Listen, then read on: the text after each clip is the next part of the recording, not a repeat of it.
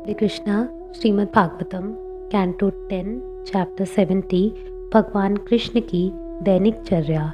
सुखदेव गोस्वामी ने कहा, जैसे जैसे प्रभात निकट आने लगा वैसे वैसे भगवान माधव की सारी पत्नियां जो पति द्वारा गले में आलिंगित थीं, बांग देते मुर्गों को कोसने लगीं। ये स्त्रियां विशुद्ध थीं क्योंकि अब वे उनसे विलग हो जाएंगी।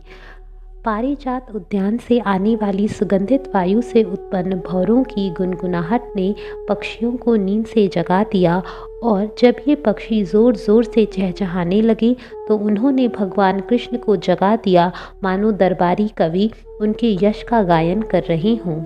अपने प्रियतम की बाहों में लेटी हुई महारानी वैदर्भी को यह परम शुभ वेला नहीं भाती थी, क्योंकि इसका अर्थ यह था कि वे उनके आलिंगन से विहीन हो जाएंगी। भगवान माधव ब्रह्म मुहूर्त में उठा करते और जल का स्पर्श किया करते थे। तब स्वच्छ मन से वे एकाकी आत्म प्रकाशित अनन्य तथा अच्युत परम सत्य ब्रह्म रूप स्वयं का ध्यान करते, जो स्वभाव से ही सारे कल्मश को दूर करने वाला है और जो अपनी उन निजी शक्तियों के द्वारा जो इस ब्रह्मांड का सृजन और सिंगार करती हैं, अपना ही शुद्ध तथा आनंदमय स्वरूप प्रकट करता है। जब पुरुषों में अत्यंत साधु सदृश भगवान श्री कृष्ण पवित्र जल में स्नान करते, अपने अधो वस्त्र तथा ऊपरी वस्त्र पहनते और प्रातःकालीन पूजा इत्यादि सारे नियमित क्रियाकलाप संपन्न करते, फिर पवित्र अग्नि में आहुति देकर वे मन ही मन गायत्री मंत्र का जाप करते।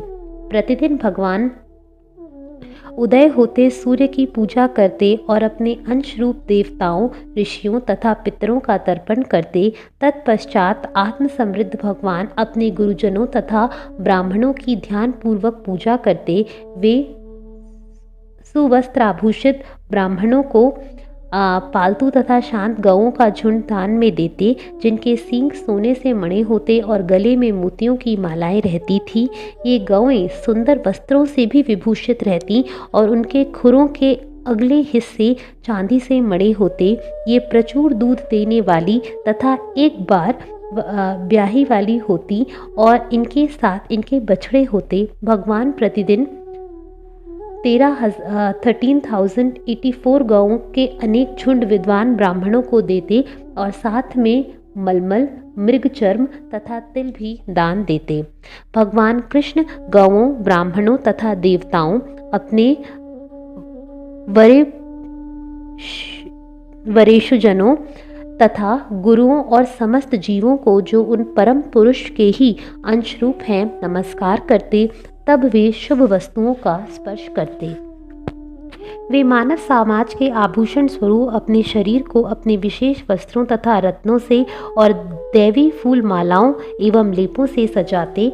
तब वे घी, दर्पण, गौओं तथा सांडों, ब्राह्मणों और देवताओं की ओर देखते और आश्वस्त होते कि महल के भीतर तथा पूरे नगर में रहने वाले सभी जातियों के लोग इन उपहारों से संतुष्ट तो हैं। तत्पश्चात अपने मंत्रियों की इच्छाओं को पूरा करके उनका अभिवादन और सत्कार करते। सर्वप्रथम ब्राह्मणों को पुष्पमालाएं, पान तथा चंदन लेप बांटकर इन्हीं उपहारों को अपने मित्रों, मंत्रियों तथा पत्नियों को देते और अंत में स्वयं इनका उपभोग करते। तब भगवान का सारथी उनके अत्यंत अद्भुत रथ को ले आता, जिसमें सुग्रीव तथा उनके अन्य घोड़े जुते होते। तत्पश्चात उनका सारथी उन्हें नमस्कार करता और उनके समक्ष आ खड़ा होता। अपने सारथी के हाथों को पकड़कर भगवान कृष्ण सात्विकी तथा उद्धव के साथ साथ रथ पर इस तरह चढ़ते मानो सूर्य पूर्व के पर्वत पर उदय हो रहा हो। महल की स्त्रियां भगवान कृष्ण को लजीली प्रेममयी चितवनों से देखती और इस तरह वे मुश्किल से उनसे छूट पाते। तत्पश्चात वे अपने हंसी युक्त मुख से उनके मन को चुराते हुए चल पड़ते। हे राजन, भगवान समस्त वृष्णियों के साथ साथ उस सुधर्मा सभा भवन में प्रवेश करते जो उसमें प्रवेश करने वालों को भौतिक जीवन की 6 तरंगों से रक्षा करता है। जब उस सभा भवन में सर्वशक्तिमान भगवान अपने श्रेष्ठ सिंहासन पर विराजमान होते तो वे अपने अद्वितीय तेज से आकाश की दिशाओं को प्रकाशित करते हुए शोभायमान होते। पुरुषों में सिंह रूप यदुओं से घिरकर वे यदुश्रेष्ठ वैसे ही प्रतीत होते जैसे कि अनेक तारों के बीच चंद्रमा। हे राजन, वहाँ पर विदूषक विविध हास्य रसों का प्रदर्शन करते, भगवान का मनोरंजन करते, दक्ष नर्तक उनके लिए अभिनय करते और नर्तिकाएं ओजपूर्ण नृत्य प्रस्तुत करती। ये अभिनयकर्ता मृदंग, वीणा, मुरज, वंशी, मंजीरा तथा शंख की ध्वनि के साथ नाचते और गाते, जबकि पेशेवर कवि मागध तथा वंदीजन भगवान के यश का गायन करते। कुछ ब्राह्मण उस सभा भवन में बैठकर वैदिक मंत्रों का सस्वर पाठ करते और कुछ पूर्वकालीन पवित्र कीर्ति वाले राजाओं की कथाएं कहकर सुनाते। हे राजन, एक बार एक व्यक्ति उस सभा में आया जो इसके पूर्व वहां कभी नहीं आया था।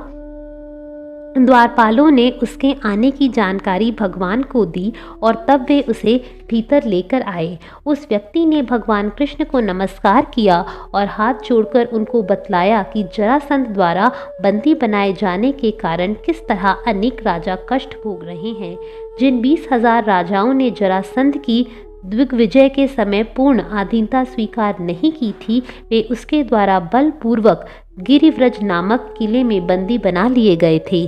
दूत के द्वारा दिए गए वृत्तांत के अनुसार राजाओं ने कहा, हे कृष्ण, हे कृष्ण, हे अप्रमेय आत्मा, हे शरणागतों के भय के विनाशक, हम पृथक पृथक मत रखने के बावजूद संसार से भयभीत होकर आपके पास शरण लेने आए हैं।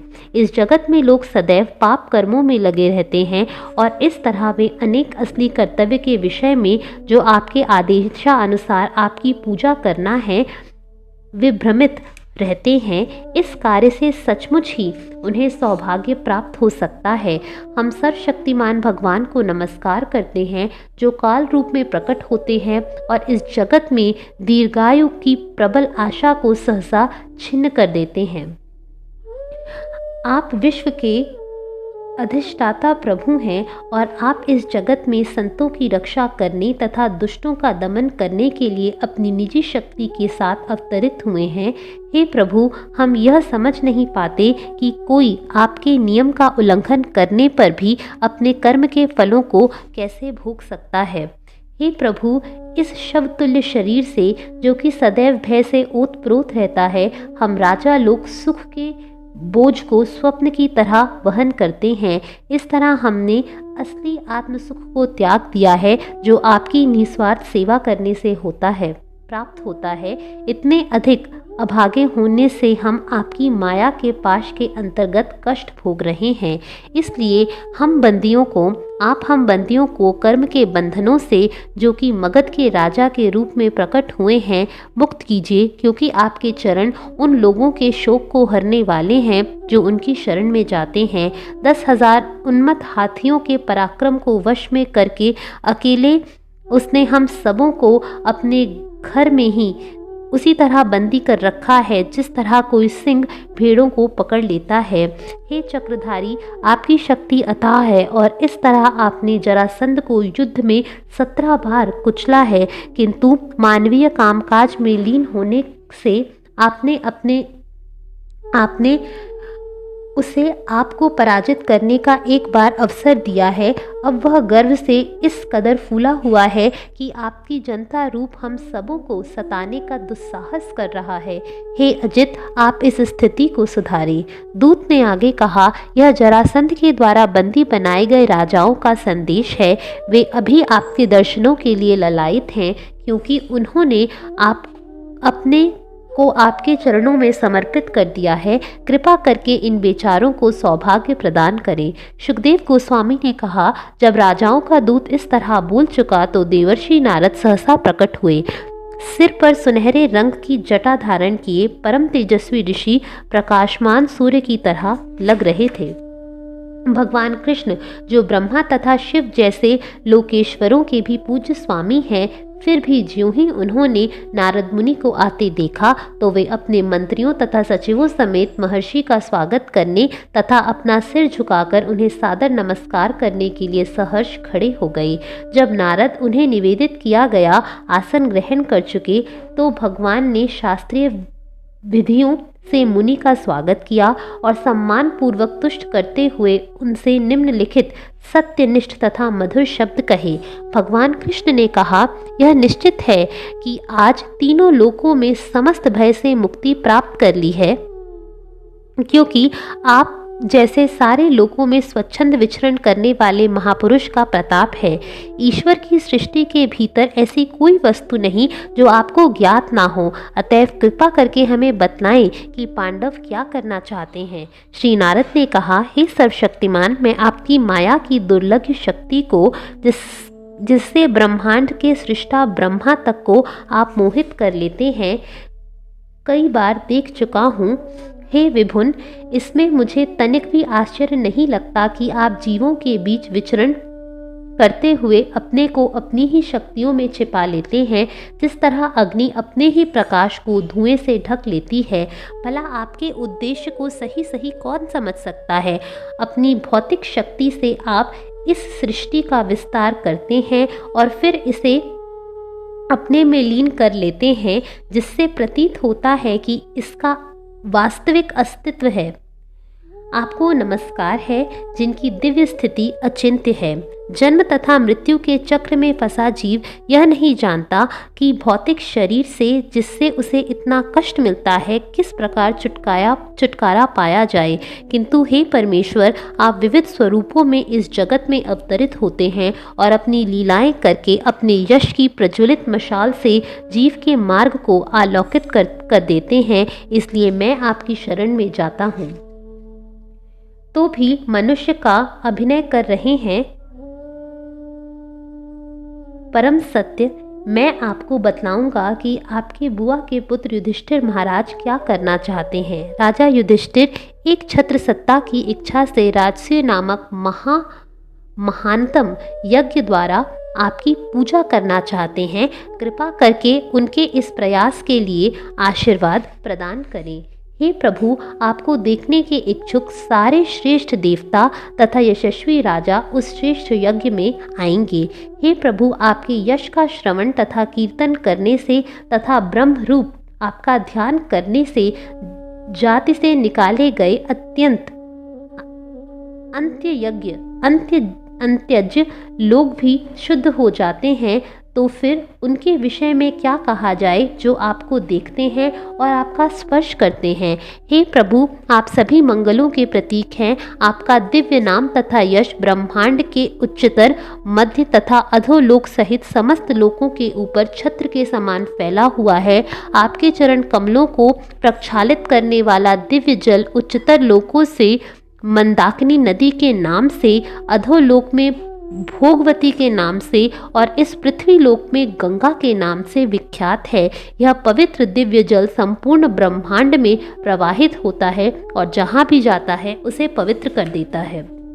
सुखदेव गोस्वामी ने कहा, जब जरासंध को हराने की इच्छा से भगवान के पक्षधर यादवों ने इस प्रस्ताव का विरोध किया तो भगवान केशव अपने अनुचर उद्धव की ओर मुड़े और हंसते हुए उत्तम शब्दों में उनसे बोले। भगवान ने कहा, निसंदेह तुम हमारे उत्तम नेत्र तथा घनिष्ठ मित्र हो, क्योंकि विविध प्रकार की सलाहों से अपेक्षित मूल्य को पूर्णतः जानते हो। इसलिए तुम हमसे कहो कि इस स्थिति में हमें क्या करना चाहिए। हमें तुम्हारे निर्णय पर विश्वास है और तुम जैसा कहोगे हम वैसा ही करेंगे। सुखदेव गोस्वामी ने आगे कहा, इस तरह अपने स्वामी द्वारा अनुरोध किए जाने पर, जो कि सर्वज्ञ होते हुए भी मोहित होने का अभिनय कर रहे थे, उद्धव ने उनके इस आदेश को शिरोधार्य किया और इस प्रकार उत्तर दिया। हरे कृष्णा।